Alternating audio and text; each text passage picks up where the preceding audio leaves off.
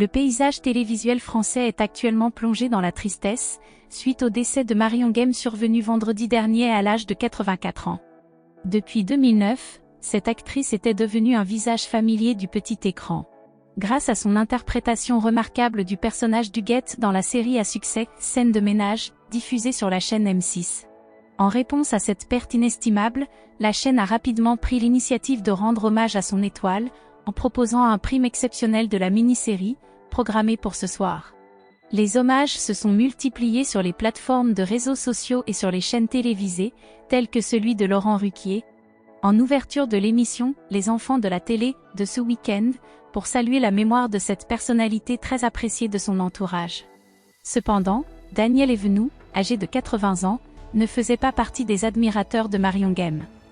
En effet, l'actrice qui incarnait le personnage d'Huguette considérait Evenou comme sa grande rivale, l'accusant d'avoir volé son compagnon.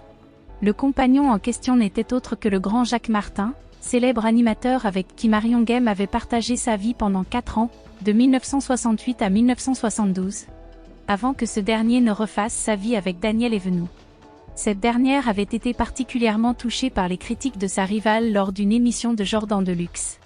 Cependant, la disparition de Marion Gaime semble avoir mis fin à leur rivalité. Dans une interview accordée à Gala, la mère de Frédéric et Jean-Baptiste, les 2 fils de Jacques Martin, a exprimé son chagrin d'apprendre le décès de son ancienne compagne. « Je ne suis pas rancunière, c'est toujours une situation triste. Selon moi, 84 ans, c'est un âge jeune », a déclaré Daniel Evenou pour commencer. Elle a également reconnu être au courant que Marion Gaime avait des soucis de santé, sans se douter qu'elle était proche de la mort.